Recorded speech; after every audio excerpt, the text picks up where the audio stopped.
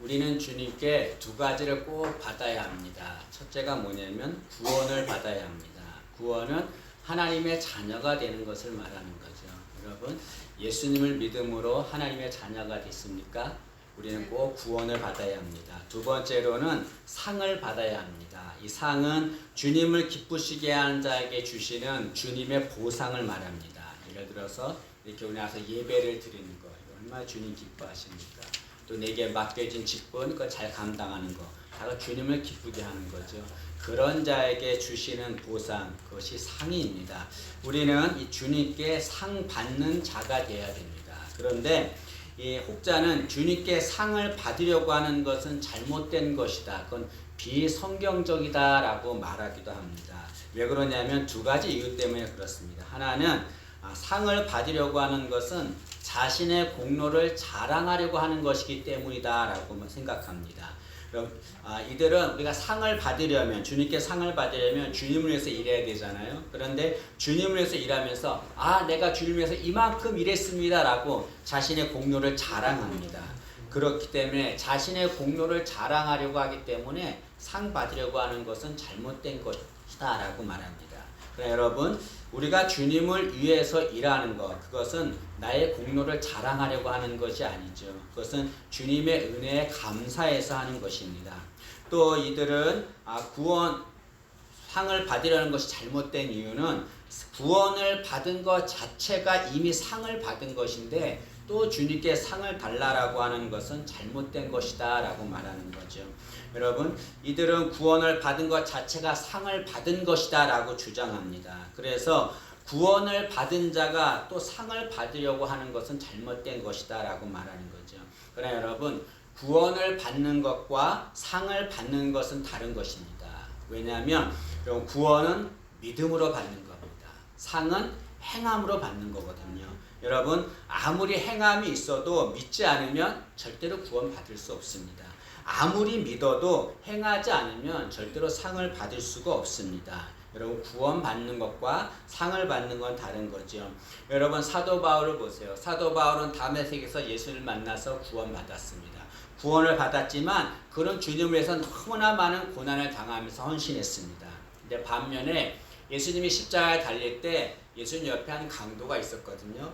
그 강도는 세상에서 마음대로 살았습니다. 그러다가 죽기 직전에 예수님으로 인해서 구원을 받았습니다. 여러분, 만약에 구원을 받은 것이 상을 받은 것이라고 한다면 주님을 위해서 헌신한 사도 바울, 죽기 직전에 구원을 받은 사도 바울, 이 강도, 이 둘은 똑같은 상을 받아야 합니다. 왜냐하면 바울과 강도는 다 똑같이 구원을 받았기 때문에 그렇습니다. 여러분, 만약에 사도 바울과 이 강도가 똑같은 상을 받는다라고 한다면 그것은 공의의 하나님에게 맞지 않는 겁니다. 왜냐하면 강도는 주님을 위해서 아무것도 한 것이 없습니다. 그러나 사도 바울은 주님을 위해서 죽을 만큼 헌신을 했기 때문에 그렇습니다. 주님을 위해서 헌신한 바울과 주님을 믿기만 한 강도가 받는 상은 차이가 나야 되는 거죠. 여러분, 주님 옆에 있던 강도를 생각해 보세요. 이 사람은 세상에서 마음대로 살았습니다. 자신이 하고 싶은 거 다 하고 죄 다 짓고 그러다가 죽기 직전에 예수님 만나서 구원을 받았습니다. 어떤 사람들은 이 강도를 부러워합니다. 얼마나 좋은가. 세상에서 하고 싶은 거 다 하다가 죽기 직전에 구원받았으니까 얼마나 좋은가. 강도를 부러워하는 사람이 있습니다. 강도 입장을 생각해 보세요. 강도는 자신이 부러울까요?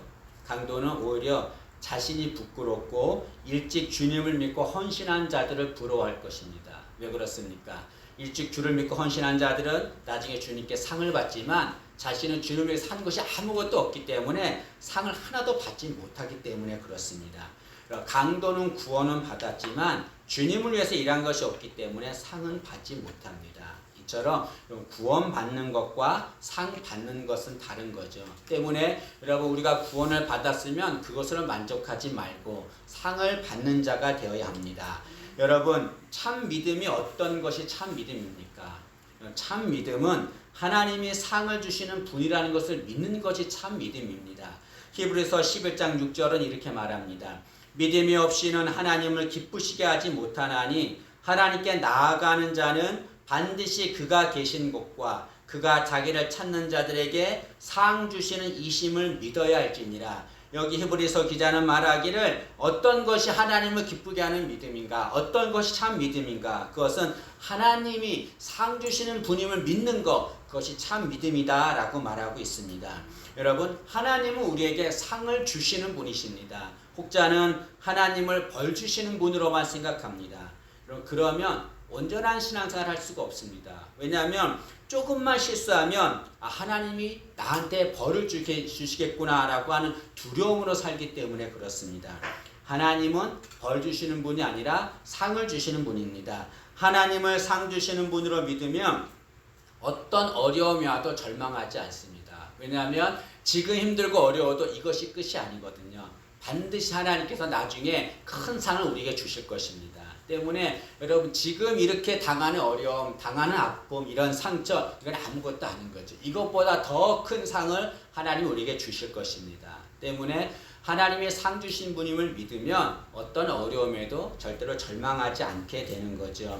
여러분, 모세를 한번 보세요. 모세는 애굽의 왕자였습니다. 그러나 모세는 애굽의 왕자를 거부하고 이스라엘 백성들과 함께 고난을 받고 그 고난에 동참했습니다. 그 이유가 무엇입니까? 모세는 상 주시는 하나님을 바라봤기 때문에 그렇습니다. 모세는 지금 힘들고 어려워도 언젠가 하나님께서 나에게 큰 상을 주실 것이라고 하는 그 믿음을 가졌기 때문에 여러분, 지금 고난당하는 것, 그것 때문에 절망하지 않았습니다. 히브리서 11장 24절에서 26절입니다.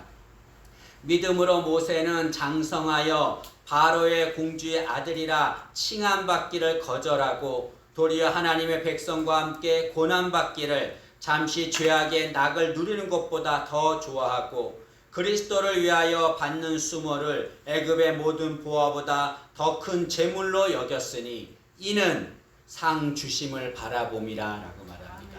모세가 그렇게 자신이 누릴 수 있는 모든 것들 다 포기하고 하나님의 백성과 함께 하나님을 위해서 고난받는 이유가 무엇입니까?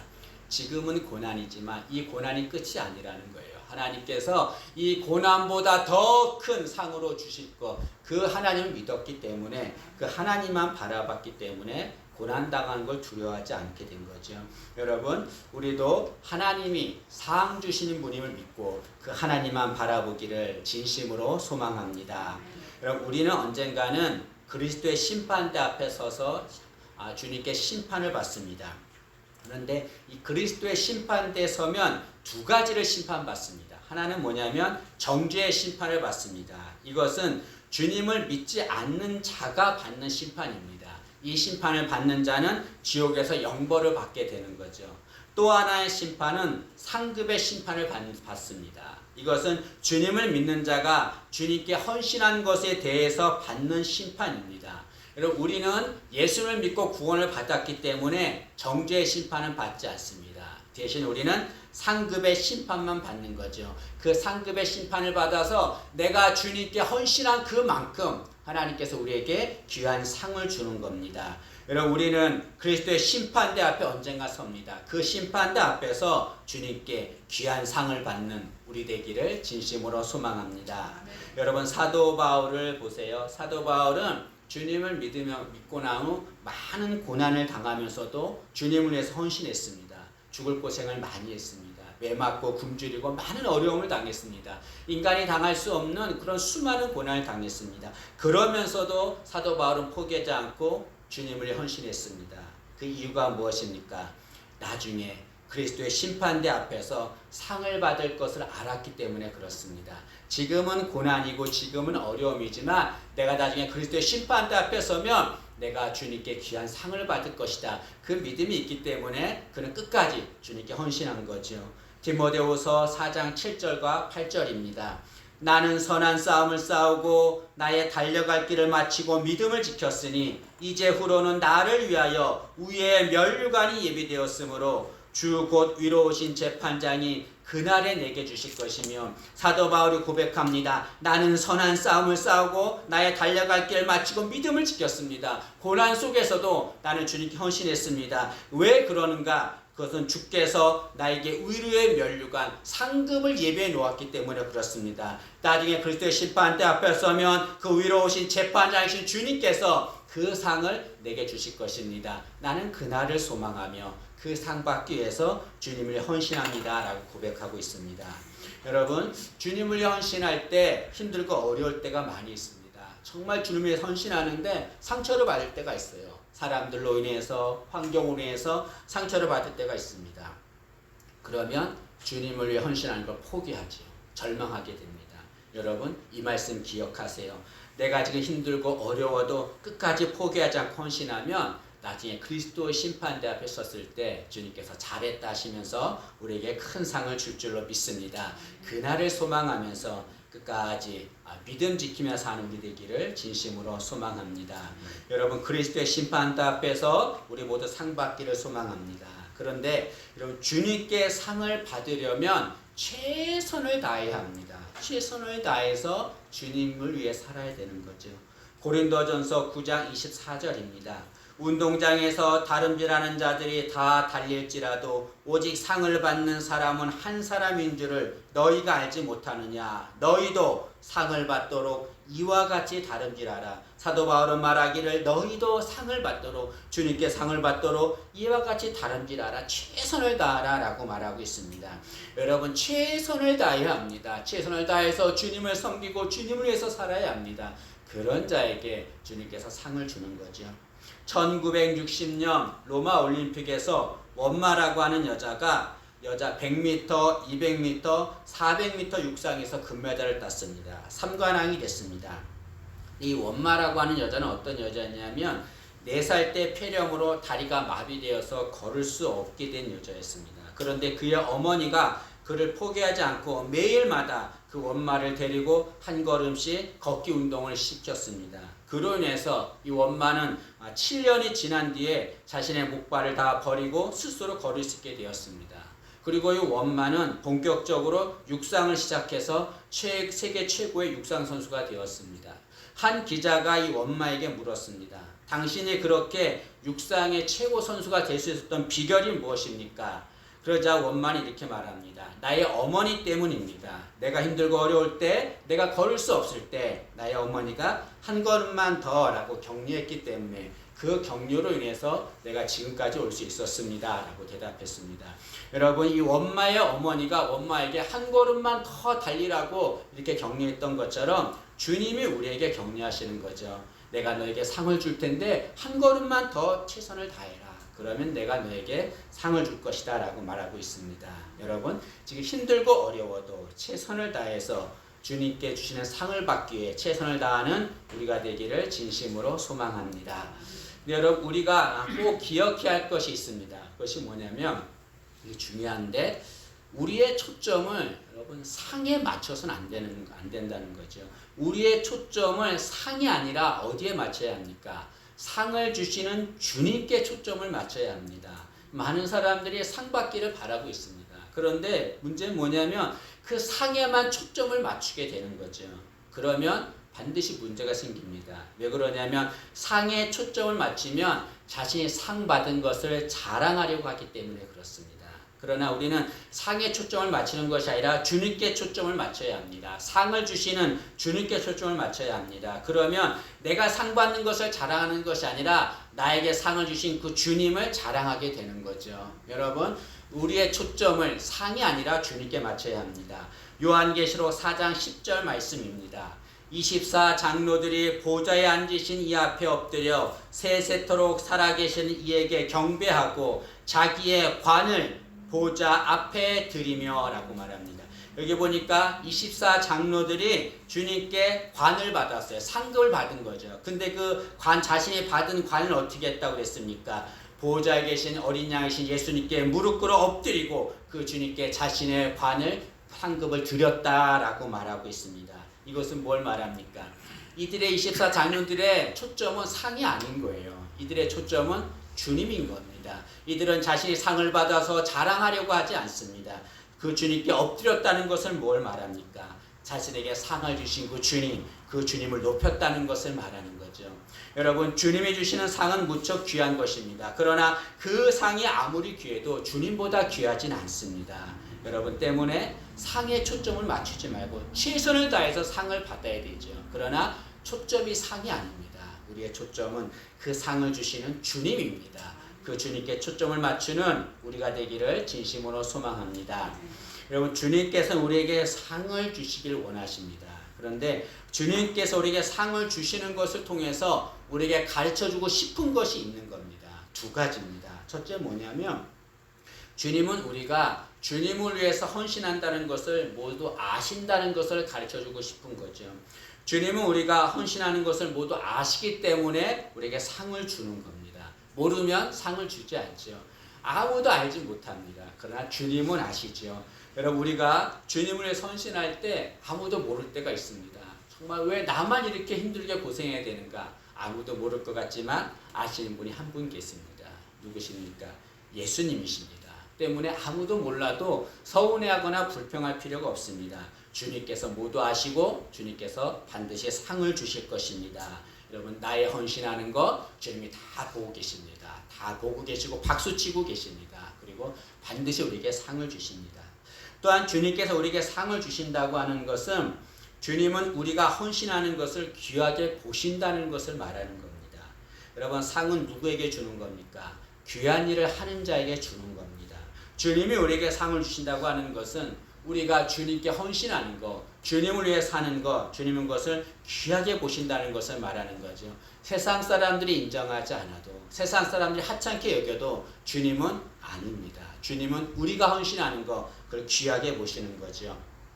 성경에 보면 루시라고 하는 여인이 있습니다. 이 여인은 이방 여인입니다. 그런데 이 여인이 유대 남자와 결혼합니다.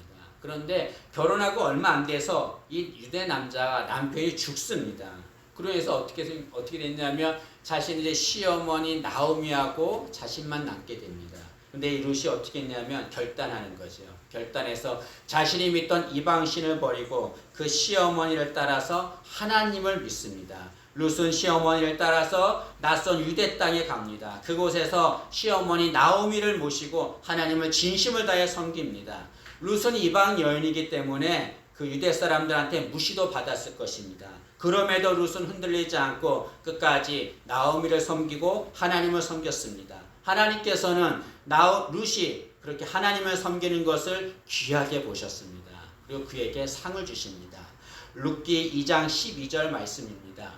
여호와께서 내가 행한 일에 보답하시기를 원하며 이스라엘의 하나님 여호와께서 그의 날개 아래에 보호를 받으러 온 내게 온전한 상 주시기를 원하노라. 이것은 보아스가 한 말입니다. 이 보아스가 한 말은 곧 하나님의 마음인 거죠. 하나님께서 룻이 하는 걸 다 보고 계신 거죠. 아무도 알아주지 못하고 무시와 멸시를 당해도 끝까지 믿음 지키면서 하나님을 섬겼던 룻, 하나님이 그의 헌신을 귀하게 보시고 그에게 상을 주십니다. 어떤 상을 주십니까? 그 룻은 유력한 자인 보아스와 결혼을 합니다. 그리고 다윗의 할아버지인 오벳을 낳습니다. 그리고 이방 여인임에도 불구하고 주님의 족보에 기록되었습니다. 여러분, 룻은 세상 사람들에게 하찮은 여인이었지만 그가 주님 앞에 헌신하고 주님을 섬겼기 때문에 하나님은 그를 귀하게 보신 거죠. 여러분, 마찬가지로 우리가 하나님 앞에 헌신하는 거 정말 귀하게 보십니다. 작은 것 같아도 하나님 그걸 귀하게 보시는 거죠. 오늘 읽은 본문 말씀에서 본문은 주님께서 우리에게 속히 오신다라고 말씀합니다. 그 속히 오는 이유가 무엇입니까? 그것은 우리에게 상을 주시기 위해서다라고 말합니다. 우리 12절 말씀을 다시 한번 보겠습니다. 12절 말씀 다시 보시면 보라, 내가 속히 오리니 내가 줄 상이 내게 있어 각 사람에게 그가 행한 대로 갚아주리라. 주님께서 우리가 헌신하는 모습을 보고 그 모습을 너무 귀하게 여겨서 내가 정말 헌신하는 자에게 상을 주고 싶어서 주님께서 정말 빨리 상을 주고 싶어서 내가 속히 간다라고 말씀하고 있습니다. 우리가 헌신하는 거 주님께서 귀하게 보십니다. 여러분, 끝까지 주님 앞에 헌신하고 주님을 위해 사는 우리가 되기를 진심으로 소망합니다. 주님께 헌신해서 주님이 주시는 상을 받는 우리 모두가 되기를 진심으로 소망합니다.